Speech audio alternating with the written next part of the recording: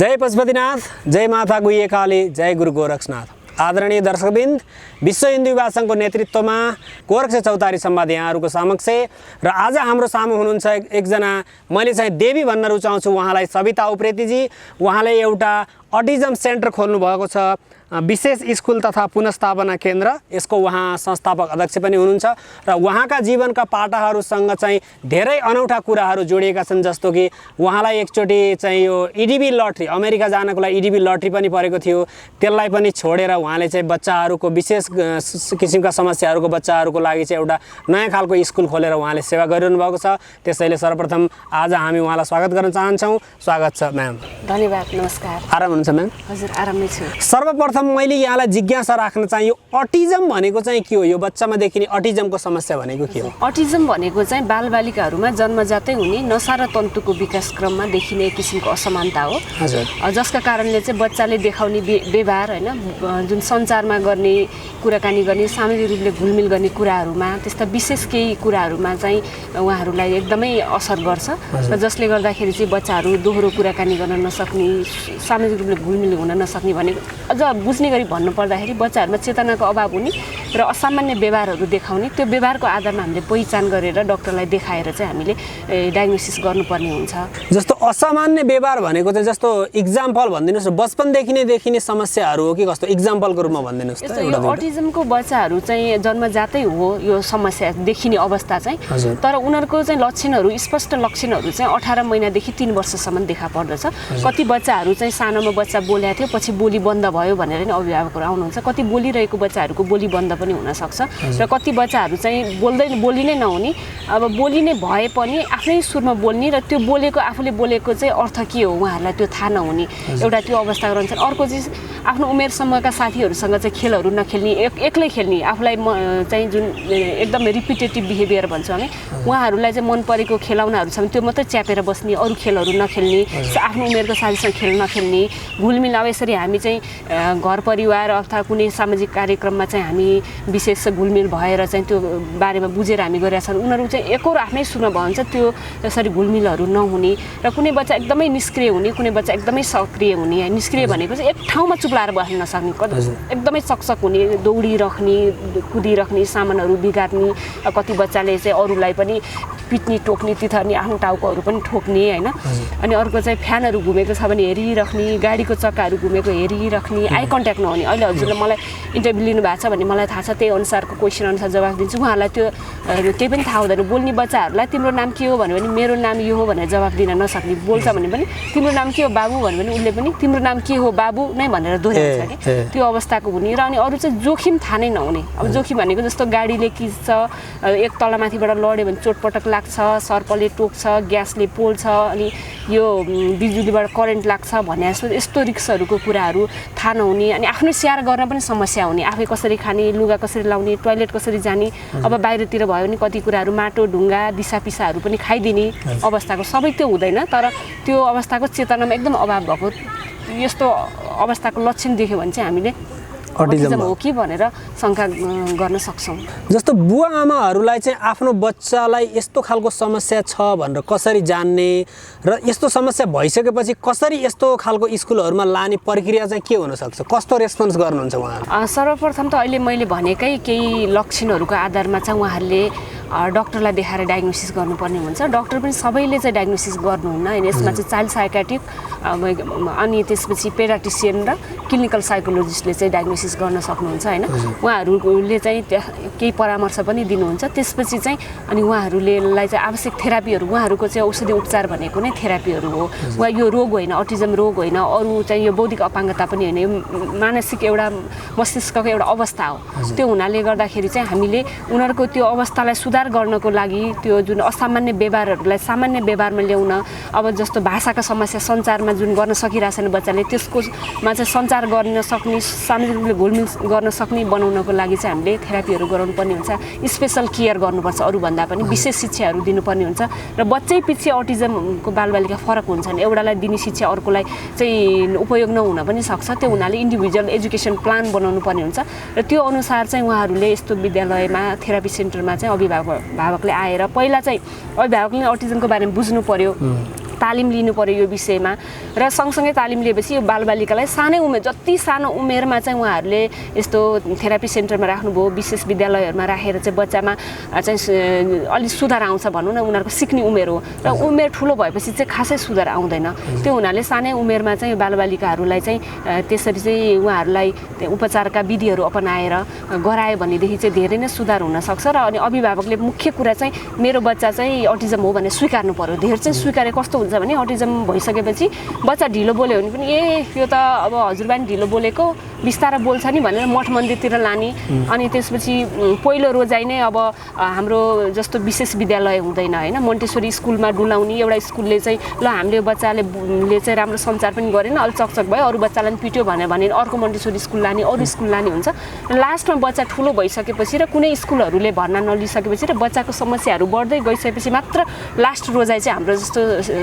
संस्था स्कुल हुन्छ त्यो हुनाले चाहिँ अनि त्यो बेला ढिला भइसकेको हुन्छ कि बच्चाहरूले जुन सिक्ने उमेर उपचार हुने उमेर ढिला भइसकेको हुन्छ र खासै सुधार हुँदैन त्यो हुनाले समयमा नै केही लक्षणहरू देख्ने साथै डक्टरलाई देखाएर पहिचान गरेर आफूले पनि अटिजमको बारेमा बुझेर तालिम लिएर घरमा पनि त्यही अनुसारको गाइड गर्ने माया दिने र अनि थेरापी सेन्टर हाम्रो जस्तो स्कुलहरूबाट पनि बच्चालाई सेवा दियो भने चाहिँ त्यो बच्चामा सुधार आउँछ र अभिभावकहरूलाई त्यही अनुसार नै गर्न चाहिँ म आग्रह गर्दछु भनेपछि तपाईँले यस्तो अटिजमको बच्चाहरूलाई एउटा स्पेसल स्कुल खोल्नु भएको छ होइन तपाईँ यसको संस्थापक अध्यक्ष हुनुहुन्छ त्यो स्कुल के हो र कहाँ छ यसको बारेमा हाम्रो दर्शकवृन्दलाई केही राखिदिनुहोस् न हजुर यो हाम्रो संस्था चाहिँ विशेष स्कुल तथा पुनर्स्थापना केन्द्र हो होइन पुरानो सिनामङ्गल पेप्सी खोलामा छ हामीले विगत 11 वर्षदेखि चाहिँ यो संस्थामा अटिजम भएका बालबालिका विशेष गरी चाहिँ उनीहरूको शिक्षा स्वास्थ्य र पुनर्स्थापनामा हामी काम गर्छौँ यो स्कुल मात्र नभएर यो चाहिँ केयर सेन्टर पनि हो र उपचार केन्द्र थेरापी सेन्टर पनि हो हामीले ओभरअल अटिजमलाई चाहिने सबै चाहिँ सेवाहरू जस्तो आवश्यक थेरापीहरू हामीसँग चाहिँ स्पिच थेरापी पनि हुन्छ अकुपेसनल थेरापी हुन्छ होइन बिहेभियरल इन्टरभेन्सन थेरापीहरू हुन्छ sensory therapy yoga music art लगायतको आवश्यक हामी 9वटा थेरापीहरू चाहिँ बच्चाहरूलाई हामीले गराउँछौँ साथसाथै बच्चाहरूको आवश्यकता अनुसारको चाहिँ पाठ्यक्रम निर्माण गरेर जसलाई हामी चाहिँ इन्डिभिजुअल एजुकेसन प्लान भन्छौँ त्यो अनुसार चाहिँ हामीले शिक्षाहरू दिने र बच्चा जब एडल्ट किशोर किशोरी हुँदै जान्छ त्यो बेला सिपमूलक तालिम दिएर चाहिँ हामीले सकेसम्म चाहिँ बच्चाहरूलाई त्यहाँ शिक्षा दिएर मूलधारको विद्यालयमा हामीले पठाउने र अब सबै बालबालिकाहरू त मूलधारको विद्यालयमा जाने अवस्था हुँदैन 10% जति बालबालिका हुन सक्नु होला र अरू बाँकीलाई चाहिँ हामीले त्यहीँ नै सिपमूलक तालिम दिएर जसले गर्न सक्नुहुन्छ उहाँहरूलाई त्यहीँ रोजगारी सिर्जना समेत हामीले गरेका छौँ भने कोही चाहिँ आजीवनै हेर्नुपर्ने अवस्थाको पनि हुन्छ त्यो गर्दै हामीले निरन्तर 11 वर्षदेखि चाहिँ उहाँहरूलाई हामीले अविराम रूपमा चाहिँ सेवा दिँदै आइरहेका छौँ अहिले हाम्रो संस्थामा चाहिँ 51 जना बालबालिका हुनुहुन्छ र 26 जना कर्मचारी थेरापिस्ट डाक्टरहरू चाहिँ बालबालिकाको सेवामा अनवरत लागिराख्नु भएको छ तपाईँले भन्नुभयो तपाईँको सेन्टरमा 51 जना बच्चाहरू हुनुहुन्छ भनेपछि त यो त ठुलो समस्या छ जस्तो यो समस्या चाहिँ बचपनमै इन्टरभेन्सन गर्न सकियो भने चाहिँ समाधानै गर्न सकिने हो कि के हो यसको बारेमा चाहिँ कति अभिभावकहरूलाई कति व्यक्तिहरूलाई अटिजम भएपछि मेरो बच्चा चाहिँ 1-2 महिना थेरापी गर्छ निको भइहाल्छ कि भन्ने पनि त्यो छ के अथवा के समस्या हो यो निको हुन्छ यो अटिजम चाहिँ पुरै निको चाहिँ हुँदैन होइन यो के कारणले भयो भन्ने कुरा नै अहिलेसम्म पत्तो लागेको छैन यो रिसर्चको विषय नै छ विश्वभरि नै त्यो हुनाले चाहिँ निको चाहिँ पुरै हामी जस्तै सामान्य नै निको चाहिँ हुँदैन होइन तर हजुरले भने जस्तो सानै उमेरमा चाहिँ उहाँहरूलाई इन्टरभेन्ट गर्यो भने इन्टरभेन्ट गर्नको लागि पनि यिनै थेरापीहरू र स्पेसल केयर स्पेसल एजुकेसन दियो भने चाहिँ उहाँहरूको जीवनमा एकदमै राम्रो सकारात्मक परिवर्तन आउँछ र उहाँहरूलाई 10% जतिलाई त आत्मनिर्भर बनाउन सकिन्छ त्यो रिसर्चले नै देखाएको छ होइन मूलधारको विद्यालयमा हामीले धेरै त्यहाँबाट चाहिँ सुधार गरेर पठाएको पनि छौँ कतिलाई सिपमूलक तालिम दिएर त्यही रोजगारी पनि दिएको छौँ तर ठुलो भइसकेपछि चाहिँ खासै उल्लेखनीय सुधार हुँदैन त्यो हुनाले यहाँले भने जस्तो चाहिँ यो निको नभए तापनि सानै उमेरमा चाहिँ उपचार भयो भनेदेखि चाहिँ उहाँहरू थेरापीहरू भयो भनेदेखि चाहिँ उहाँहरूमा धेरै नै जस्तो सेल्फ केयर गर्न सक्ने केही चाहिँ सिप सिकेर चाहिँ आत्मनिर्भर हुन सक्ने बनाउन चाहिँ सकिन्छ अनि जस्तो यसको कारण नै म्याम जस्तो अहिले पनि तपाईँले हल्का कोट्याउने प्रयत्न गर्नु जस्तो आमा चाहिँ गर्भवती हुँदाखेरि खानेकुरामा विषादी भएर हो कि अथवा त्यहाँ केही दुर्घटना भएर किन हुन्छ, यो समस्या किन हुन्छ, मोडर्न साइन्सले केही कुरा पत्ता लगाएको छ अहिलेसम्म यसको बारेमा? यो अटिज्म किन हुन्छ भन्ने विषयमा चाहिँ अहिलेसम्म एक्ज्याक्ट कारण चाहिँ पत्तो लागेको छैन। यो चाहिँ जेनेटिक चाहिँ जेनेटिक हो होइन, तर जेनेटिकमा कुन फ्याक्टरले असर गर्यो भन्ने कुरा चाहिँ पत्तो लागेको छैन। र यहाँले भने जस्तै विभिन्न रिसर्चहरूमा विभिन्न कारणहरू आएको छ, त्यसमध्येमा चाहिँ अब इन्भाइरोमेन्टको कारण होइन, जस्तो वातावरण प्रदूषणको कारण पनि हुनसक्छ। आमाले चाहिँ बच्चा गर्भमा रहँदाखेरि चाहिँ धुम्रपान मद्यपान जस्ता सेवन गर्नाले नि हुनसक्छ। बच्चा पेटमा हुँदाखेरि चाहिँ एकदमै स्ट्रेसमा आमा रहँदाखेरि पनि त्यो हुनसक्छ। अथवा यो विषादी मिसिएका खानेकुराहरू खाँदाखेरि लगायतका विविध कारणले हुनसक्छ भनेर चाहिँ भनिएको छ, तर एक्ज्याक्ट यही कज भनेर चाहिँ पत्ता लागेको छैन। अनि तपाईँलाई यस्तै खालको, यो त धेरै जटिल जस्तो लाग्छ मैले सुन्दै पनि होइन, एउटा त्यस्तो खालको बच्चाहरूलाई स्कुलमा राख्न, यस्तो स्कुल खोल्नको लागि तपाईँलाई प्रेरणा चाहिँ कसरी मिल्यो, सुरुवात तपाईँले कसरी गर्नुभयो? पक्कै पनि यसको अब यसको सुरुवाती चाहिँ अलिकति लामो नै छ, अलिकति यसको छोटकरीमा राख्ने प्रयत्न गर्छु। मेरो घर दोलखाबाट काठमाडौँमा उच्च शिक्षाको लागि म आएँ होइन। अब काठमाडौँ आइसकेपछि गाउँबाट अब धेरै सङ्घर्ष गर्नु पर्यो, जो कोहीले गर्ने पनि पर्छ होइन। सहरमा कमाउनु पर्यो, आफ्नो उच्च शिक्षाको लागि पनि आफू कलेज जानु पर्यो, रोजीरोटी उच्च शिक्षाको लागि चाहिँ खटिरहनु पर्दाखेरि गाउँबाट नै सबै खर्चहरू चाहिँ धान्ने पनि सक्ने अवस्था एउटा सामान्य परिवारलाई रहँदैन होइन। त्यहीमा रहँदाखेरि चाहिँ मैले यहाँ शिक्षण पेसाबाट आफ्नो करियर सुरु गरेँ। यहीँ पशुपति कलेजमा मैले जोइन गरेर अनि सरस्वती स्कुलमा, जोरपाटी सरस्वती स्कुलमा मैले 7 वर्ष शिक्षण पेसा गरेँ र सँगसँगै चाहिँ आफू पढ्ने गरेँ। र मैले भाइ बहिनी पनि यहीँ ल्याएर पढाउने एउटा अभिभावकको जिम्मेवारी पनि पुरा गर्नुपर्ने एउटा म माथि काँधमा त्यो भार पनि थियो। त्यसले गर्दाखेरि चाहिँ अब एउटा 14-15 वर्षकै उमेरमा काठमाडौँ आएर जागिर खाने, कमाउने, पढ्ने, भाइ बहिनीलाई पढाउने त्यो जिम्मेवारीले चाहिँ एउटा जीवन कठिन छ भन्ने अनुभूत पक्कै हुन्थ्यो हामी गाउँबाट आएको मान्छेहरूलाई। अनि त्यही सिलसिलामा धेरै कामहरू गरेँ मैले, मिडियाहरूमा पनि हात बढाएँ होइन। मलाई चाहिँ एकदम सानोदेखि नै कलम चलाउने, आफ्नो इच्छा चाहनाहरू पनि यसो लेख्ने, विशेष गरी चाहिँ यो आधा आकाशमा महिलाहरूको विषयमा चाहिँ म कलम चलाउँथेँ। रेडियो टेलिभिजन लगायतमा चाहिँ पार्ट टाइम मैले काम पनि गरेँ, फुल टाइम स्कुलमा काम गरेँ। र ब्याचलर सकिसकेपछि मैले यो म्यानेजमेन्टमै ब्याचलरसम्म पशुपति कलेजमा पढेँ। त्यसपछि अझ आर्थिक रूपले राम्रो जागिर खाउँ न भन्ने क्रममा चाहिँ समाज कल्याण परिषदको मातहतमा रहेको राष्ट्रिय अपाङ्ग कोषमा, त्यसमा शारीरिक पुनर्स्थापना केन्द्रमा मैले केन्द्र व्यवस्थापन अधिकृतको रूपमा काम गर्ने मौका पाएँ। र त्यो अवसर नै मलाई यो सेवाको क्षेत्रमा, अटिजम क्षेत्र, अपाङ्गता क्षेत्रमा लाग्ने चाहिँ एउटा टर्निङ पोइन्ट थियो जीवनको। त्यहाँ चाहिँ अटिजम भन्दा पनि अरू अपाङ्गता, विशेष गरी शारीरिक रूपले अपाङ्गता भएका व्यक्तिहरूको लागि चाहिँ हामीले त्यहाँबाट काम गर्थ्यौँ। नेपालभरिका विभिन्न ठाउँहरूमा चाहिँ त्यहाँबाट सहायक सामग्रीहरू वितरण गर्ने, कृत्रिम हातखुट्टाहरू वितरण गर्ने, व्हिलचेयरहरू वितरण गर्ने, त्यहाँ चाहिँ शिविरहरू पनि लिएर जाने, त्यो कामहरू गर्थ्यौँ। त्यसको चाहिँ गर्दाखेरि चाहिँ काठमाडौँ, ललितपुर, भक्तपुरको चाहिँ विशेष गरी विकट एरिया, सुकुम्बासी एरियामा र नेपालको विभिन्न जिल्लाहरूमा चाहिँ हामीले यो त्यो क्याम्पहरू लिएर जाँदाखेरि चाहिँ त्यहाँ होम भिजिट, फिल्ड भिजिट पनि गर्थ्यौँ। त्यो गर्ने क्रममा त्यहाँ अधिकांश अपाङ्गता भएका व्यक्तिहरू अब अटिजम रहेछ भने पछि थाहा भयो। त्यो बेला चाहिँ मैले नि बुझाएको थिइनँ अटिजम भनेर। अटिजम भएका व्यक्तिहरूलाई चाहिँ घरभित्र थुनेर बानेर, साङ्लाले थुनेर होइन बानेर अनि डोरीले बानेर राखेको हुने, अभिभावकहरू नभेटिने, बच्चाहरूलाई ठुला मान्छेलाई पनि बाँधेर राखेको रहेछ। हजुर, किनभने आर्थिक अवस्था कमजोर छ, अभिभावक काम गर्न जानु पर्यो, बच्चाकै लागि कमाएर ल्याएर चामल किनेर खुवाउनु पर्यो। अर्को भनेको बच्चा छोडिदियो भने भागेर कहाँ पुग्छ ऊ फर्केर आउँदैन। त्यो हुनाले गर्दाखेरि चाहिँ अनि अभिभावकहरूको त्यो एउटा बाध्यताहरू देखेँ। अनि बच्चा त बाँधेर राखेको ठाउँमा त भोक लाग्छ, तिर्खा लाग्छ, भाग्न खोज्छ होइन। त्यो अवस्था रहँदाखेरि चाहिँ भाग्न खोज्ने गर्दाखेरि त त्यो बाँधेको ठाउँमा त उसलाई घाउचोट रगत आउँछ होइन। त्यो अवस्था अनि दिसापिसा गर्छ, उसलाई त थाहा छैन नि, चेतनामा अभाव छ नि त उसलाई। त्यो दिसापिसा खाएर बसेको मेरो आँखाले देखेँ क्या। मलाई एकदमै आँसु नै आयो। एउटा मान्छेको बच्चा उसले एउटा कोठाभित्र जीवन खोजिरहनु परेको छ, दिसापिसा खाएर बस्नु परेको छ। सक्नेलाई त हामीले सहयोग गऱ्यो भनेदेखि उनीहरू त मागेर पनि खान सक्छ नि, भारी बोकेर पनि खान सक्छ केही काम। तर उनीहरू त कोठाभित्र उनीहरूलाई मागेर खान पनि थाहा छैन, बोली छैन, बाहिर गएर छोडिदियो भने पसलबाट बरु खोसेर खान्छ, उसले मागेर खान पनि जाने हुँदैन, चेतनामा अभाव छ भनेपछि सक्नेलाई भन्दा यस्तो अवस्थाको व्यक्तिहरूलाई चाहिँ सेवा गऱ्यो भने यो नै रियल एउटा मानव सेवा हुन्छ भन्ने मलाई अनुभूत भयो। तर संस्था सुरु गरेर सेवै सुरु गर्नको लागि त मेरो लागि त्यो समयमा फलामको चिउरा चपाउनु जस्तो थियो। 22-23 वर्षको एउटा अविवाहित कलिलो उमेरै भन्छु होइन, आफ्नो लागि चाहिँ एउटा सङ्घर्ष गरिरहेको व्यक्तिले एउटा संस्था स्थापना गरेर यस अवस्थाको बालबालिकालाई ल्याएर सेवा गर्छु भन्नु त अब एकदमै त्यो सोच्न नसक्ने अवस्था जस्तो थियो। त्यो दृश्यहरू जब धेरै चाहिँ मानसपटलमा कुद्न थाले, आँखामा चाहिँ त्यो दौडिन थालिसकेपछि म राति सधैँ घर आएर चाहिँ गोत्लिन थालेँ यो विषयलाई कसरी उजागर गर्ने, यो बालबालिकालाई एटलिस्ट दिनभरि कतै केयर गर्ने ठाउँसम्म पुर्याउन पाएँ भने पनि अभिभावकले पनि ढुक्कसँग काम गर्नुहुन्थ्यो, बच्चाको पनि केयर हुन्थ्यो, त्यसरी चाहिँ कोठामा बस्नु पर्दैन थियो भने मैले धेरै संस्थाहरू पनि खोजेँ यो बालबालिकाहरूको लागि। त्यस्तो संस्थाहरू पनि खासै पाइनँ र नेपाल सरकारले के गरेको छ यो विषयमा भनेर त्यो विषयमा नि पढ्ने बुझ्ने र रिसर्च गर्ने जमर्को गरेँ र खासै अटिजम राम्रोसँग रिकग्नाइज भइसकेको अवस्था समेत रहेनछ। त्यो बेलामा मानसिक अपाङ्गताभित्र बौद्धिक अपाङ्गता अटिजम भनेर चाहिँ शब्द चाहिँ रहेछ, तर अटिजम त एउटा छुट्टै किसिमको अवस्था हो भन्ने कुरा जसरी चाहिँ यसको पहिचान हुनुपर्ने त्यो पनि अवस्था चाहिँ नभएको पाइसकेँ। मैले पनि धेरै कुरा अटिजमको बारेमा चाहिँ गुगलबाट नै मैले सिकेँ हो।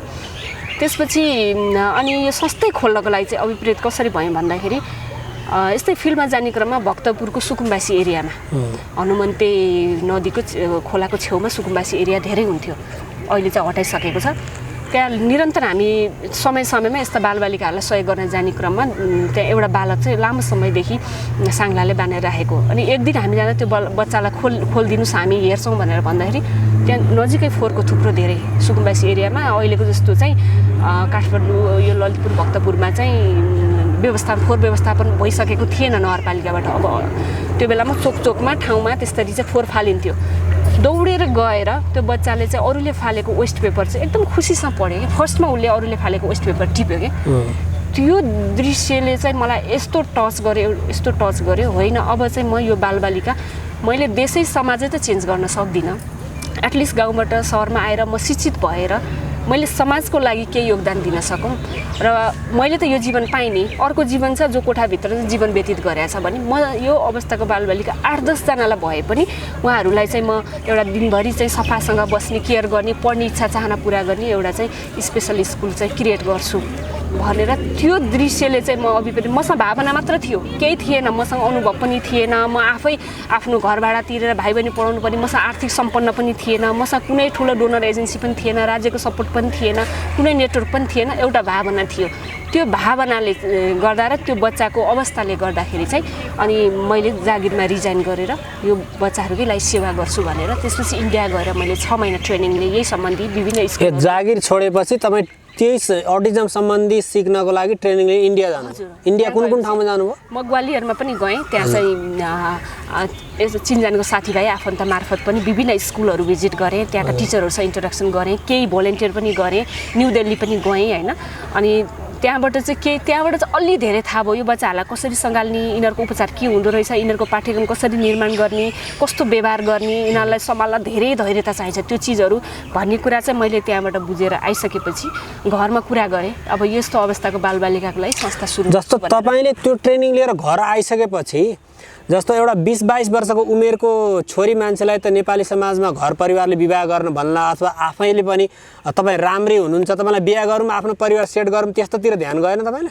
एकदमै जायज कुरा नै भन्नुभयो। घरमा इन्डियाबाट फर्केपछि अब छोरी काठमाडौँ गएर अब ब्याचलर पढाएको छ, अधिक लेभलको जागिरी खाएको छ, सफल भइसक्यो भने जस्तो भएको थियो, देखिएको थियो र उहाँहरूले बिहाको लागि तयारी गरिसक्नु भएको रहेछ।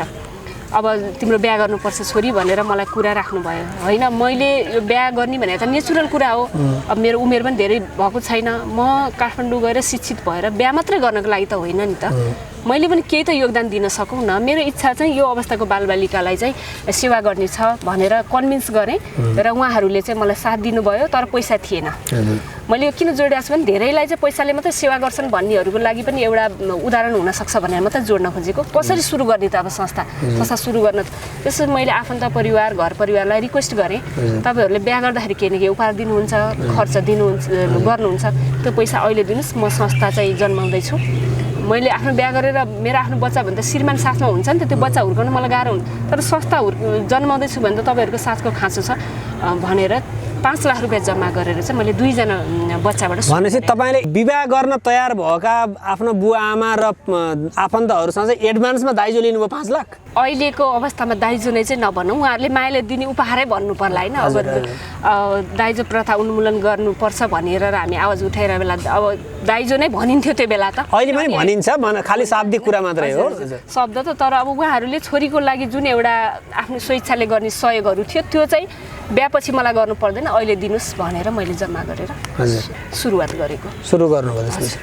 अनि जस्तो 2वटा बच्चाबाट तपाईँले भक्तपुरमा आफ्नो चाहिँ संस्था सुरु गर्नु? भक्तपुर होइन, पेप्सीको लागि 32 मा एकजना बालक त्यही 8 वर्षदेखि साङ्लाले बाँधेर राखेको बच्चा, एकजना चाहिँ ओखलढुङ्गामा फोहोरको थुप्रामा चाहिँ फोहोर टिपेर बसिरहेको नानी, सायद त्यो नानीको व्यवहारले बोल्न नसक्ने गाउँमा होइन, त्यो असामान्य व्यवहारले परिवारलाई दिक्क लागेर सायद मन्दिरमा ल्याएर छोडिदिया होला होइन। त्यो 2टा बच्चाबाट मैले सुरु गरेँ। अनि त्यस्ता बच्चा जस्तो कति बच्चा थपिँदै गए, कस्ता कस्ता चुनौतीहरू आउँदै गए, त्यसको बारेमा हामीलाई भन्नुहोस् न अलिकति। अब चुनौतीको पहाडहरू भन्न थाल्यो भने त सायद त्यो एकदम लामो नै सगरमाथा नै होला। मलाई चाहिँ कस्तो लाग्छ भने त्यो चुनौतीको पहाडहरू छिचोलेर आज म यहाँ छु जस्तो लाग्छ कि। चुनौतीहरू त धेरै, बच्चा सँगाल्न नै पहिलो चुनौती रह्यो। दोस्रो भनेको बच्चा जम्मा गर्न, बच्चा खोज्न घर घर जान्थ्यौँ। कसैले अहिले त यति युवा देखिन्छु म, आजभन्दा 11 वर्ष अगाडि मलाई कसले विश्वास गर्ने, कुनै आमाले नि बच्चा दिनुहुन्न थियो। हामी आमाले त सँगाल्न सकेको छैन, तिमी एउटा अविवाहित यति कलिली फुच्ची आएर हाम्रो बच्चाहरू के हेर्न सक्छौ र भनेर बच्चै नदिने, कति ठाउँमा चाहिँ अब कुकुर फुकाले नै लगाइदिने होम भिजिट जाँदाखेरि हामी बच्चा खोज्न जाँदा। हामीलाई 2 जनाबाट 5 जना बच्चा पुर्याउनै 6 महिना लाग्यो, 5 जनाबाट 10 जना पुर्याउनै हामीलाई 1 वर्ष लाग्यो होइन। त्यो हुँदै गर्दा बिस्तारै चाहिँ बच्चाको जीवनमा जब सकारात्मक परिवर्तन आउन थाल्यो त्यसपछि चाहिँ अभिभावकहरूले चाहिँ अभिभावककै मुखबाट चाहिँ प्रचार प्रसार हुन थाल्यो। त्यसपछि चाहिँ अनि बच्चाहरू बिस्तारै चाहिँ अभिभावकले ल्याउन थाल्नु भयो। अहिले त धेरै वेटिङमा छन्, सिट पाउनै गाह्रो छ, 300+ वेटिङमा छन् बच्चाहरू हामीकोमा। अहिले त अब यो हजुरहरू जस्तो मिडियाको सपोर्टले होइन, सामाजिक सञ्जालमा हामीले पोस्ट गरेका बच्चाहरूको एक्टिभिटिजहरू अभिभावकहरूको माउथबाट नेटवर्किङबाट नै धेरै आउनुहुन्छ। सुरुवातीमा बच्चा कलेक्सन गर्नै गाह्रो। अब अर्को आर्थिक पाटो त आफ्नो ठाउँमा चुनौती छँदैछ र अर्को भनेको बच्चा स्याहार गर्नको लागि तालिम प्राप्त व्यक्तिहरू नहुने। हामीले तालिम दियो टिचरहरूले बच्चाले टोक्दियो तीर्थर दियो भन्दै छोडिदिइहाल्ने, थेरापिस्टहरू नपाउने, घर पाउन गाह्रो हुने। बल्ल बल्ल घर पायो, अब त्यो बच्चाहरूको असामान्य व्यवहार, अब ड्याङ डुङडुङ गर्ने, रुनी चिच्याउने, हल्ला गर्ने होइन, अब झ्याल ढोका फुटाइदिने। त्यसले गर्दाखेरि चाहिँ घरबेटीहरूले पनि घरहरू हामीलाई दिन नरुचाउने लगायत अब अरू बच्चाहरू अरू सेवाभन्दा यसमा खर्च बढी हुने, आज बल ल्याए बच्चाले आजै फुटाइदिने होइन, अब कति सामानहरू तोडफोड गर्ने लगायतको त्यस्तो कुराहरू। र सरकारलाई बुझाउने जनचेतनाका कुराहरूको चाहिँ अब पोलिसी थिएन, अटिजम रिकग्नाइज थिएन, सरकारलाई एडभोकेसीमा काम गर्ने, समाजलाई बुझाउने, फन्डरेजिङ गर्ने, ती सबै चिजहरूलाई छिचल्न त धेरै नै सङ्घर्ष रह्यो। जस्तो म्याम तपाईँको यो कहानी सुन्दाखेरि मलाई भित्र नै आङसिरिङ भइरहेको छ होइन। अहिलेको जमाना कस्तो छ भने मान्छे आफैले पनि वैवाहिक जीवनमा बाँधिएकाहरू पनि बच्चा नै नपाउने भन्ने खालको कन्सेप्ट आइसकेको छ अहिले। अथवा बच्चा भए पनि चाहिँ त्यसलाई चाहिँ डे केयर मतलब यो डे केयर सेन्टरहरूमा राख्ने, बच्चा मतलब चाइल्ड केयर सेन्टरमा राख्ने, त्यो झन्झटबाट मुक्त हुन चाहन्छन् भने तपाईँ अरूका बच्चा त्यो पनि त्यस्तो खालको विशिष्ट समस्याहरू भएका बच्चाहरूलाई ओगटेर बस्दै हुनुहुन्छ, मतलब उहाँलाई सेवा दिने प्रयत्न गर्दै हुनुहुन्थ्यो भनेपछि त्यो बेलामा तपाईँभित्र कहिलेकाहीँ मानसिक विचलन आएन, मैले सक्दिनँ कि मैले गलत ठाउँमा हात हालेछु कि जस्तो भएन तपाईँलाई कहिले? त्यो चाहिँ मलाई कहिले पनि भएन। किन भएन भने मसँग 51 जना बच्चा त अहिले हुनुहुन्छ, तर हामीले 300 भन्दा बढी बच्चालाई सेवा दिएर कतिलाई पुनर्स्थापना गरिसकेका छौँ। पुनर्स्थापना भने कतिलाई मूलधारमा पठाएको छौँ, कतिलाई जीवनमा केही सकारात्मक परिवर्तन गरेर पठाइसकेका छौँ, कतिलाई सिपमूलक तालिम दिएर त्यहीँ काम पनि दिएका छौँ। कस्तो भने सबभन्दा ठुलो कुरा चाहिँ भावना र प्रेम रहेछ। त्यो बच्चा अहिले पनि 51 जना बालबालिकाहरू हुनुहुन्छ, 51 जना आमाले जन्म दिएको हुनुहुन्छ, फरक फरक आमाहरू हुनुहुन्छ। तर मलाई कहिले पनि अनुभूत हुँदैन त्यो अर्काको बच्चा भने, त्यो 51 जना मेरै बच्चा, मैले जन्माएको अनुभूत हुन्छ। त्यो हुनाले गर्दा त्यो बच्चालाई मैले प्रेम गर्न सकेको छु, माया। त्यो बच्चा रुँदाखेरि मेरो पनि मन रुन्छ, त्यो बच्चा खुसी हुँदा म पनि खुसी हुन्छु। उनीहरूलाई अलिकति असामान्य व्यवहारलाई कसरी सामान्य बनाऊ भन्नेतिर म दिनरात खटिरहेको हुन्छु होइन। उनीहरूको भविष्यको लागि चिन्तित हुन्छु र संस्थालाई चाहिँ दीर्घकालीन चाहिँ स्थायित्व गर्नको लागि म चिन्तित हुन्छु भनेपछि त्यो एउटा भावना होइन, सेवाले र बच्चाप्रतिको माया लगाव र एउटा संयमताले नै मलाई चाहिँ त्यो चिजहरू पक्कै पनि कति विचलनहरू आउँछ नआउने, तर त्यो बच्चाको अनुहार हेरेर म आफूलाई नै उत्प्रेरित गर्छु क्या। म पनि कमजोर भयो भने यिनीहरू फर्केर फेरि त्यही घरमै त बस्नुपर्छ भन्ने मलाई अनुभूत हुन्छ। जस्तो युवा पुस्ता हेर्दाखेरि अहिले त सी इक्जाम भएपछि +2 इक्जाम भएपछि खालि अमेरिका, युरोप, क्यानाडा, अस्ट्रेलिया, जापानको कुरा गर्छ। तपाईँलाई यो संसारमा घुमौँ, आनन्द लिऊँ भन्न छोडेर यस्तो कठिन यात्रामा त्यस्ता खालका कुराहरू चाहिँ आएन? जस्तो विदेश जाउँ म पनि घुमौँ भने त्यस्तो खालको अफर, त्यस्तो खालको चान्सहरू आएन नि तपाईँलाई? पक्कै पनि एकदमै हजुरले महत्त्वपूर्ण, किनभने यो संस्था खोल्नुभन्दा अगाडि त्यो इच्छा चाहना मलाई पनि थियो होइन, नहुने पुरै भएन। संस्था खोलिसकेपछि र बालबालिकाको सेवामा तल्लीन भइसकेपछि त्यो कुनै चिजले पनि मलाई अरू भनौँ न भोग विलास, अरू अब रमाइलो गरौँ इन्टरटेनतिर भन्दा त त्यतातिर त कतै मनै लागेन क्या। त्यही बच्चालाई खुसी राख्नेतिर गयो र त्यही गर्दा गर्दै त्यो सेवा गर्दा गर्दा नै सायद भगवान्ले पनि देखेर, भगवान् भनेको नै अहिले मानिसभित्रै छन्, मानिसभित्र पनि धेरै राम्रो मान्छेहरू हुनुहुन्छ होइन। अहिले विभिन्न ठाउँमा चाहिँ मलाई उहाँहरूले बोलाएर म अहिलेसम्म 9वटा देशमा पुगिसकेको छु। हाम्रो संस्थाको 11वटा देशमा प्रतिनिधित्व भइसकेको छ। हामी अहिले चाहिँ इन्टरनेसनल एक्सपोजरै भएको छौँ। इभन हामीले अटिजम बच्चालाई नै हामीले अस्ट्रेलिया पुर्यायौँ, यो स्पेसल ओलम्पिकमा चाहिँ अन्तर्राष्ट्रिय खेलमा हामीले अबुधाबी, दुबई पुर्याएर 295वटा देशमा हाम्रो बच्चाले अटिजम जस्तो बालबालिकाले चाहिँ त्यहाँ गएर सिल्भर मेडल र ब्रोन्ज मेडल लिएर आयो। अस्ट्रेलिया गएर एसियाको प्रतिनिधित्व गर्दै अटिजम बालकले जो हाम्रो संस्थामा आउँदा राम्रोसँग बोल्न नसक्ने बच्चाले हाम्रो सेवाबाट सुधार भएर त्यहाँ गएर चाहिँ उसले सक्सेस स्टोरी चाहिँ इन्टरनेसनल फोरममा एसियाको प्रतिनिधित्व गर्दै उसले इङ्ग्लिसबाट चाहिँ सक्सेस स्टोरी चाहिँ त्यहाँ बताउनु भयो। र अब अमेरिका, क्यानाडा लगायत चाहिँ अब अस्ट्रेलिया, विश्वका विकसित मुलुक भनेका देशहरूमा सबै ठाउँमा म पुग्ने अवसर एउटा पाइसकेको। सायद मैले यो सेवा नगरेको भए त्यो झन् पाउँथिनँ होला, एक ठाउँमा सीमित रहन्थेँ होला होइन। त्यो पनि मैले चाहिँ चाहना नराख्दा राख्दै पनि त्यो एउटा राम्रो अवसर पनि मैले अनुभव गरिसकेको छु। तपाईँले हामीलाई भन्दै हुनुहुन्छ तपाईँ USA, Canada, Australia, Israel, Korea, India, Bangladesh जानु। हजुर, फिलिपिन्स र विशेष गरी तपाईँलाई बङ्गलादेशमा चाहिँ एउटा राजकीय सम्मान दिएको थियो भन्नुभएको थियो तपाईँले। यसको बारेमा चाहिँ हाम्रो दर्शकवृन्दलाई केही कुरा राख्नुहुन्छ? बङ्गलादेशमा चाहिँ त्यहाँको संस्थाले मलाई बोलाउनु भएको थियो अनि बोलाएर चाहिँ उहाँहरूले त्यहाँको बङ्गलादेशको विभिन्न स्टेटहरू पनि भिजिट गर्ने लगायतको चाहिँ उहाँहरूले सबै व्यवस्था गर्नुभएको थियो।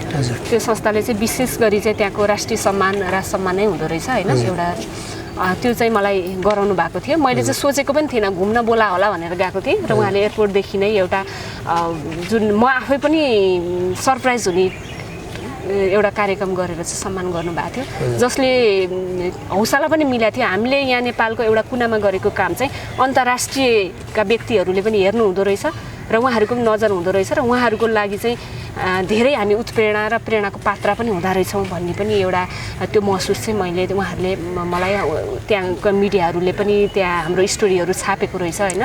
त्यहाँको चाहिँ जुन प्रधानमन्त्रीको छोरी, उहाँको बच्चा पनि अटिजम हुनुहुँदो रहेछ, बेगम खालिदा जिया हुनुहुँदो रहेछ। उहाँले पनि मलाई चाहिँ इन्डियामा मैले भेटेर तपाईँको स्टोरी पढेँ, मेरो बच्चा नि अटिजम छ, म यति अब पहुँचमा छु र पनि मैले अटिजमको लागि केही गरेको थिइनँ, तपाईँको स्टोरी पढेपछि तपाईँ चाहिँ आफै आमा नभएर पनि अटिजमको बारेमा यसरी काम गर्नुभएको छ अनि मलाई एकदमै तपाईँको स्टोरीले छोएर म पनि अटिजममा चाहिँ अहिले यहाँ धेरै काम गरेको छु भन्नुभयो। त्यस्तो कुराहरूले चाहिँ अब हाई लेभलको व्यक्तिहरूले पनि त्यसरी एप्रिसिएट गर्दाखेरि चाहिँ एकदम खुसी लाग्दो रहेछ। हजुर, भनेको तपाईँले जुन त्यो दुःख, पीडा र आँसुको त्यो वेदनामा सागरमा डुब्नु भएको थियो त्यसको कहीँ न कहीँ ईश्वरले त्यसको उत्तर दिनुभयो भने जस्तो तपाईँलाई लाग्यो। अनि जस्तो नेपालीहरू नि म्याम, जस्तो हाम्रो ठुलो डायस्पोरा अहिले बाहिर छ, जस्तो नन रेजिडेन्सियल नेपालीजहरू पनि बाहिर छन्, अमेरिका, क्यानाडा, युरोप, जापानमा छन्।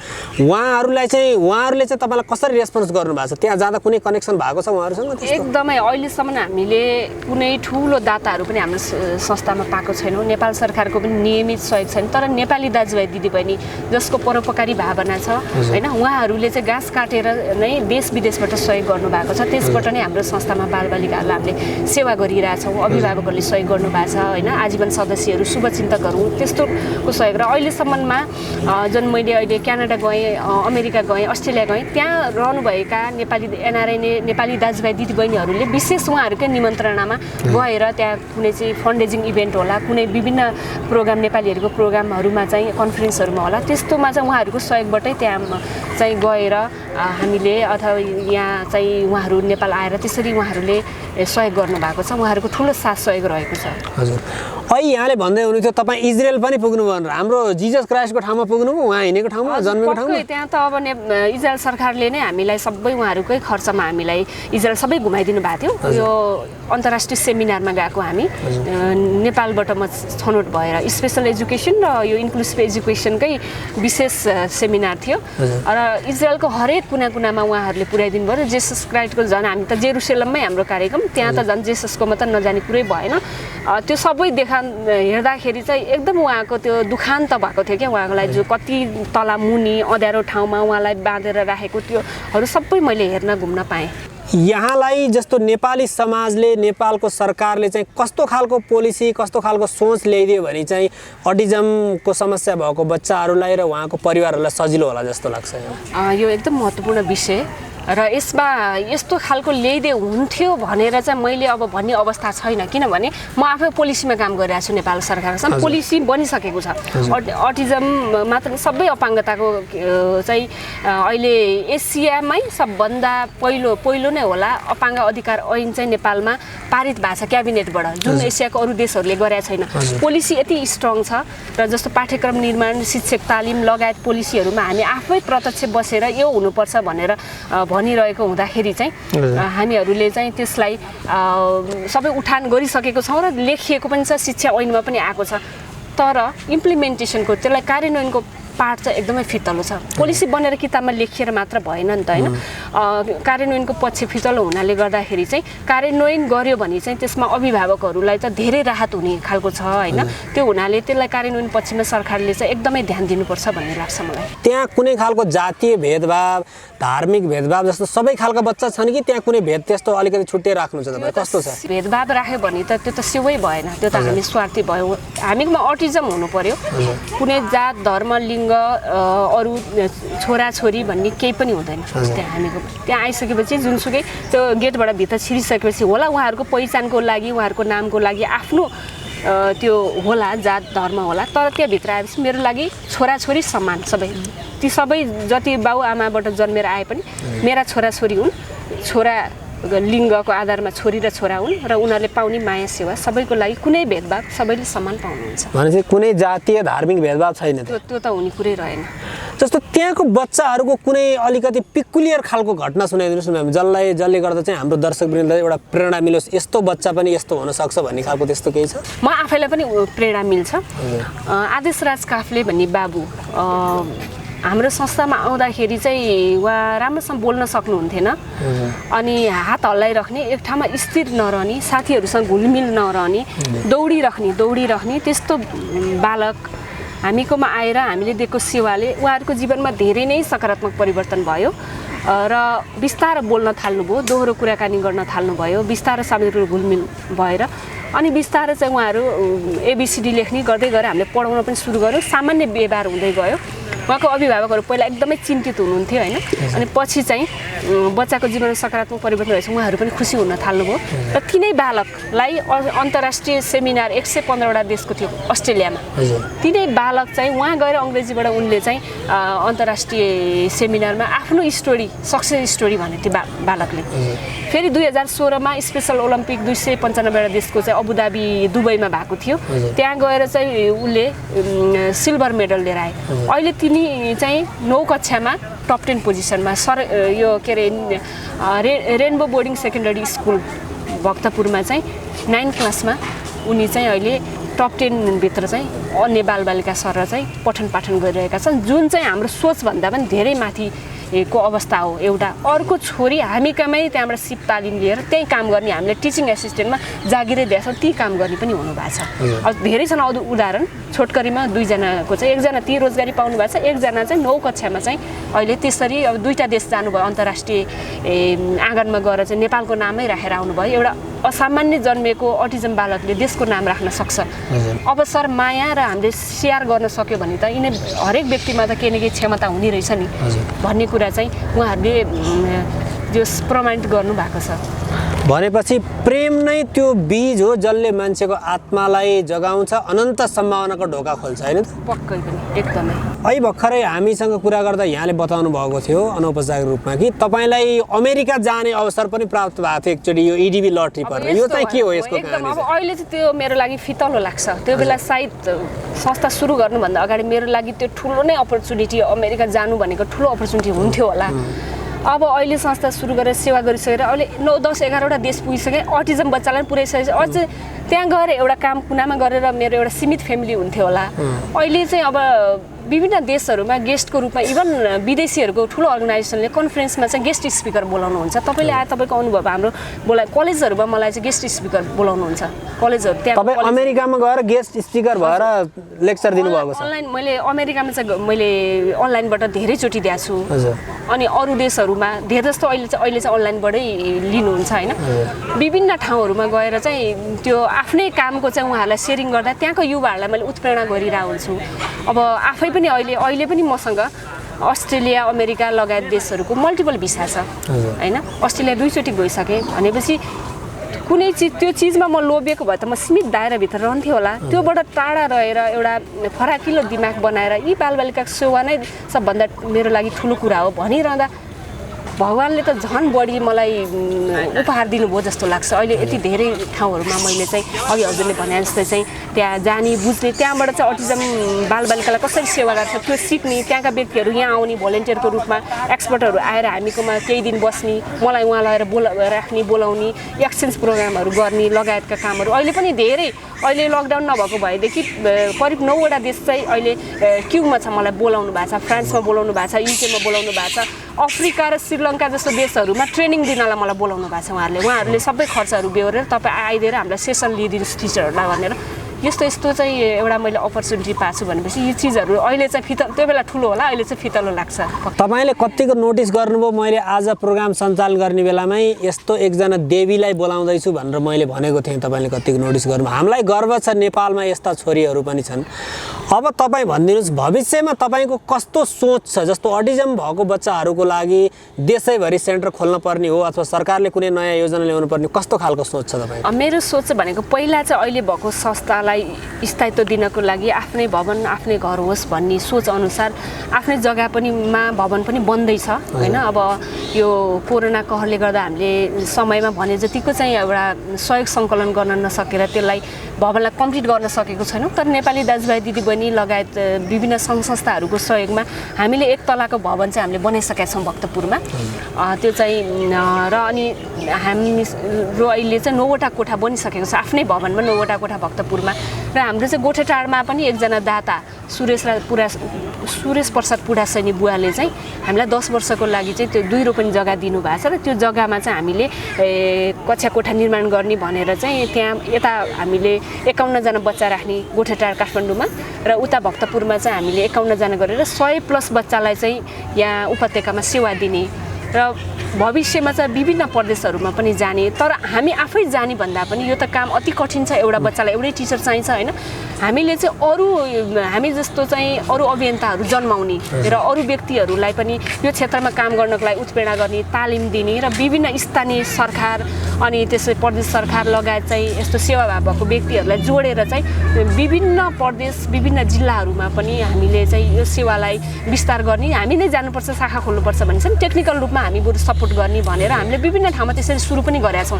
विभिन्न ठाउँमा हामीले टेक्निकल सपोर्ट दिएर तालिम दिएर अहिले विभिन्न प्रदेशहरूमा खुलेको पनि छन्। त्यसरी गरेर नेपालभरि नै यो अटिजम भएका बालबालिकाहरू साङ्लो र दाम्लोबाट मुक्त हुनुपर्छ र नजिकमा स्थानीय सरकारले यसको जिम्मेवारी लिएर नजिकको स्कुलमा बच्चाले शिक्षा, स्वास्थ्य, थेरापी सेवा पाउनुपर्छ भन्ने अभियानमा पोलिसी र अवेरनेसको पार्टमा पनि स्ट्रङली हामीले राज्यलाई ढोका ढकढक्याउने र सेवामा पनि त्यसरी सँगसँगै हातेमालो गरेर अन्य सङ्घ संस्था, व्यक्ति र सरकारलाई चाहिँ लिएर जाने भन्ने चाहिँ हाम्रो एउटा। तपाईँसँग डाटा छ? सरकारसँग त्यसको एकदम रियलिस्टिक डाटा छ? जस्तो कतिजना बच्चा छन् नेपालमा अटिजमको समस्या भोगिरहेको भन्ने? एकदम महत्त्वपूर्ण विषय। डाटा चाहिँ छैन नेपाल सरकारसँग। अब नयाँ चाहिँ अब जुन अब गणना हुँदैछ नि, जनसङ्ख्या गणना, त्यसमा चाहिँ छुट्याइएको छ क्या अपाङ्गता भएको व्यक्तिहरूको लागि चाहिँ। भने पहिला चाहिँ अब छुट्याएको थिएन, होइन? अहिले चाहिँ सबै अपाङ्गताहरू छुट्याएर यसमा चाहिँ विभिन्न सङ्घ संस्था लगायत अपाङ्ग महासङ्घ पनि सक्रिय रूपले लागेको छ। अब आउँदाखेरि चाहिँ करिब आउँछ होला, तर अब अहिलेसम्म एक्ज्याक्ट डाटा छैन अटिजमको। WHO ले विश्वमा 1% भनेको छ।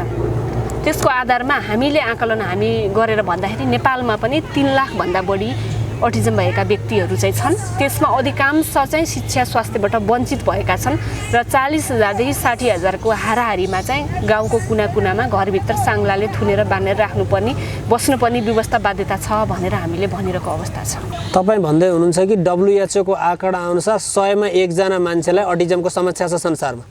यो त भयावह स्थिति हो नि। अहिले त ग्लोबल वार्मिङ यस्तो छ, इन्भाइरोमेन्ट पोल्युसन यस्तो छ, खाद्यवस्तु विषादी। अहिले त यति धेरै CDC को center for disease control prevention अमेरिकाको उसमा त 49 बच्चा जन्मिँदा एउटा बच्चा जन्मिन्छ भनेको छ। भनेपछि त यो त बढ्दो क्रममा छ। जस्तो गर्भवती महिलाले जस्तो यो मोबाइलहरू ट्याब्लेटहरू यस्तो खालको इक्विपमेन्ट बढी चलाउँदाखेरि अथवा खानपान धुम्रपान मद्यपान विषादी यी यावत कुराले चाहिँ अटिजम हुन सक्ने सम्भावनालाई बढाउँछ। अघि पनि मैले भने यिनै कुरा चाहिँ सम्भावना होला भन्ने कुरा चाहिँ भनिएको छ। ठ्याक्कै एक्ज्याक्ट यही होइन, यी कुरा चाहिँ त्यो अटिजम बच्चा जन्माउनको लागि चाहिँ सहयोगी हुन सक्छन्। डायग्नोसिसकै क्रममा छौँ हामी अझै पनि, रिसर्चकै क्रममा। अनि जस्तो एकदमै ग्राउन्ड लेभलमा चाहिँ जस्तो तपाईँले भन्नुभयो है घर भाडामा लिनुपर्छ यी कुराहरू, यसमा चाहिँ जस्तो पेरेन्ट्सलाई त एउटा हेडेक हो नि त आफ्नो यस्तो बच्चालाई राख्नुको लागि त होइन। त्यो बेलामा चाहिँ जस्तो बाबुआमाले नै छोडेर जाने त्यस्तो खालको समस्या आएको छ कि छैन अहिलेसम्म? यस्तो छ, अब अधिकांशले अब हाम्रो चाहिँ दिवा सेवा भएको हुनाले छोडेर जान त मिलेन होइन, तर अभिभावकहरूको अधिकांशले चाहिँ हाम्रो होस्टेल राखिदिनुहोस् भनिदिनुहुन्छ कि ढुक्क हुन्छ हामीलाई भन्ने त्यो चाहिँ हुन्छ। हामी चाहिँ सकेसम्म त्यो पक्षमा छैनौँ। किन छैनौँ भने यो हेरिरहनेहरूलाई पनि अलिकति बुझ्न सजिलो हुन्छ किन चाहिँ राख्नुहुन्न भन्ने पनि हुनसक्छ नि त। कस्तो भने अटिजमको बालबालिका चेतनामा अभाव हुन्छ, उहाँले आफ्नो बाबुआमा पनि चिनिरहेको अवस्था हुँदैन होइन। अनि हामीले यी बालबालिकालाई समाजमा पुनर्स्थापना गर्ने हाम्रो उद्देश्य हो। त्यो समाजबाट ल्याएर बाबुआमाको मायाबाट बाबुआमाबाट पनि ल्याउने, अनि त्यसपछि त्यो परिवारबाट सबैबाट ल्याएर हामीले स्कुलमा पढाउने, माथि होस्टेलमा सुताउने। एउटा दायराभित्र एउटा हाम्रो संस्थाको गेटभित्र मात्रै उनीहरू झन् थुन्नेर बसे कि त्यहाँ। घरबाट स्कुलसम्म आउँदा त दिनभरि उसले त त्यो बाटोमा अनेक चिजहरू देख्छ, सोसलाइज हुन्छ, गाडी देख्छ, घर देख्छ, मान्छे देख्छ, आफन्त देख्छ, अरू देख्छ, सोसलाइज हुन्छ, सिक्छ। घरमा चाहिँ अरू परिवारका सदस्यसँग उसको चिन्जान हुन्छ, हजुरबा हजुरआमा चिन्छ, अरू अङ्कल कजिनहरू चिन्छ, आफ्नो बाबुआमा अनि आफ्नो भाइ बहिनीसँग खेल्ने ओर्ने उसको अधिकार हो नि त। त्योबाट वञ्चित भएर ल्याएर हामीले घर त्यहाँ राखेर दाल भात खाँदेर मात्रै भएन नि। भोलि 2-4 महिना राखेर घर फर्कायो भने त ऊ त बस्न सक्दैन। ऊ त दौडेर अहिले आमाले एक थप्पड पिट्यो भने आमाको काख जाँदैन त्यो बच्चा, मेरो काख आउँछ मैले माया गर्छु भने। बेलुका कति बच्चा घर जान मान्दैन, उनीहरूलाई त्यो थाहा छैन यो आमा हो। जसले माया गर्छ, जसले उसलाई जहाँ सुरक्षित फिल हुन्छ, जसलाई विश्वास गर्छ ऊ त्यहीँ जाने हो। त्यो हुनाले गर्दाखेरि त्यो चाहिँ हामी हुनु हुँदैन। अभिभावकले नि आफ्नो बच्चा यसो जन्मियो भन्दा पन्छाउनु भएन होइन। माया हुन्छ तर बच्चाको व्यवहारले उहाँलाई इरिटेसन पारे हुन्छ भने त्यो बच्चालाई घरमा माया दिने, उहाँले त्यो घरको इन्भाइरोमेन्ट सोसलाइजेसन पाउने र हामीलाई दिनभरि बच्चालाई चाहिने केयर थेरापी। अभिभावकहरूलाई त स्ट्रेस ठुलो हुन्छ नि त। कमसेकम बच्चा हामीले केयरमा राखेर स्कुलमा राख्दाखेरि दिनभरि काम गर्न पाउनुहुन्छ, पढ्न पाउनुहुन्छ, जब हुन्छ, बेलुका बच्चा थाकेर जान्छ, सुत्छ, उहाँहरूलाई गाह्रो पनि भएन। अनि त्यो हुनाले चाहिँ हामी सकेसम्म चाहिँ पुनर्स्थापना होस्टेलमा पुनर्स्थापनाको बुझाइ मेरो फरक छ। समाजमा पुनर्स्थापना गर्ने त्यही समाजबाट ल्याएर राख्ने होइन, दाल भात खाँदेर राख्ने होइन। अनाथ बच्चा अथवा असहाय छ भने गर्नुपर्छ होइन। तर जो बाबुआमा हुनुहुन्छ भने चाहिँ उहाँहरूलाई चाहिँ त्यहाँ होस्टेलमा हामीले लाइफ लङ पुनर्स्थापना गर्नु हुँदैन भन्ने चाहिँ म अनुरोध पनि गर्छु कि अभिभावकहरूलाई। संसारमा प्रेमको हतियार जति गहिरो जान्छ त्यति अरू कुनै हतियार जाँदैन भनेपछि अटिजमको समस्या भएको बच्चाहरूलाई पनि सबभन्दा ठुलो हिलिङ पावर भनेको चाहिँ लभ नै हो, प्रेम, अनकन्डिसनल प्रेम नै हो। आदरणीय दर्शकबिन, खोजी मौलिकताको अभियान समृद्धिको यही नाराका साथ विश्व हिन्दू युवा सङ्घको नेतृत्वमा आज हामी छौँ गोरखसी चौतारी संवादमा। र आज हामीले हाम्रा आदरणीय अतिथि जसलाई मैले अहिले पनि देवीको संज्ञा दिइसकेको छु, सविता उप्रेतीजी, उहाँसँग अटिजमको समस्याको बारेमा र नेपालमा त्यसको के अवस्था छ भन्ने बारेमा चाहिँ हामीले छलफल गऱ्यौँ। म्यामलाई हामी हृदयदेखि नै अत्यन्त धन्यवाद दिन चाहन्छौँ र हाम्रा दर्शकवृन्दलाई अन्त्यमा यहाँको के सन्देश छ त्यो सन्देश राखिदिनुहोस् न। सर्वप्रथम त यहाँलाई धेरै धेरै धन्यवाद। मलाई यो अवसर मेरो एउटा अभियानमा एउटा इटा थपिदिनु भयो। यहाँ 2 जनाले मात्र चाहिँ अटिजम बुझिदिनु भयो भने पनि अथवा सुनिदिनु भयो भने म सफल भएँ जस्तो लाग्छ। किनभने मेरो यो अभियानमा चाहिँ भोलिको दिनमा अटिजम बच्चाहरू नजन्मिनुहोस्, जन्मिए पनि उहाँहरूले समयमै पहिचान गरेर हाम्रो जस्तो संस्थामा ल्याएर सेवा पाएर नयाँ जीवन पाउनुहोस् भन्ने चाहिँ मेरो एउटा त्योमा चाहिँ मिडिया मार्फत ठुलो नै रहन्छ यो जनचेतना जगाउनेमा। आज धेरै कुराहरू यहाँले खोतल दिनुभयो, मलाई एकदम खुसी लाग्यो। मेरो आफ्नो अनुभव अनुभूति, मेरो सङ्घर्षका कुराहरू, सेवाका कुराहरूमा यति धेरै प्राथमिकता दिनुभयो, त्यसको लागि त मलाई एकदमै हौसला मिला छ। धेरै धन्यवाद दिन चाहन्छु। र सँगसँगै चाहिँ म दर्शकहरूलाई र विशेष गरी अभिभावकहरूलाई पहिलो कुरा त हामीले अटिजम बुझौँ। अहिले धेरै अटिजम भएका बालबालिकाहरू जन्मिराख्नु भएको छ। यो जन्मिनु उनीहरूको केही पनि दोष छैन, बाबुआमाको पनि केही दोष छैन। र जन्मिसकेपछि हामीले यस्तो बालबालिकालाई हेर्ने दृष्टिकोण हाम्रो समाजले अझै स्वीकार गरिसकेको अवस्था छैन। यस्तो बच्चा चाहिँ यस्तो विभिन्न अपशब्दहरू प्रयोग गरिन्छ। हामीले यस्तो अवस्थाका अभिभावकहरूलाई चाहिँ यस्तो शब्दहरू प्रयोग गरेर चाहिँ झन् घाउमा नुन छर्किने काम नगरौँ, त्यो बच्चालाई स्वीकारौँ। र सँगसँगै अभिभावकहरूलाई चाहिँ के भन्न चाहन्छु भने अटिजम भइसकेपछि सुरुमा यहाँहरूलाई स्वीकार्न गाह्रो हुन्छ। मेरो बच्चा त होइन, अटिजम होइन है, मेरो बच्चा नबोले नि बिस्तारै बोल्छ भनेर यहाँहरूले चाहिँ बच्चाले जुन सिक्ने उमेरहरू भएको हुन्छ, उपचार गर्ने थेरापी गर्ने उमेरमा चाहिँ यहाँहरूले चाहिँ कहिले मठ मन्दिर लाने, कहिले त्यो स्वाभाविक त्यो आस्था चाहिँ हुन्छ, त्यो आस्था पनि पुरानो। सँगसँगै चाँडै स्वीकारेर उहाँहरूलाई थेरापी सेन्टर हाम्रो जस्तो स्कुलमा राख्नुभयो भने धेरै नै सुधार हुन्छ भन्ने अनुरोध गर्न चाहन्छु। हस्, धन्यवाद। आजको यस कार्यक्रममा मैले अघि नै पनि भने हाम्रो आदरणीय अतिथिजीले भन्नुभयो अटिजमको समस्या र यसको समाधानमा हामीले चाल्नुपर्ने कदमहरू हातमा हात मिलाऊँ। र मैले व्यक्तिगत रूपमा पनि मिडियाका धेरै साथीहरूलाई अनुरोध गर्न चाहन्छु, यस्ता समाजमा लुकेर बसेका इस्युहरूलाई चाहिँ हामीले निकाल्नुपर्छ। हामीले सच्चा सेवा गरिरहेका जनहरूलाई चाहिँ हामीले प्रोत्साहन दिनुपर्छ भन्ने लाग्छ। र यति भन्दै आजको कार्यक्रमबाट म प्रस्तुता राजु बस्याल र हाम्रो टेक्निकलका साथी दिपेन्द्रजीलाई पनि लगायत हाम्रो अतिथिजीलाई पनि धन्यवाद दिँदै म पनि बिदा हुन चाहन्छु। हस्त जय पशुपतिनाथ, जय माता गुह्यकाली, जय गुरु गोरक्षनाथ, जय नेपाल। नमस्कार।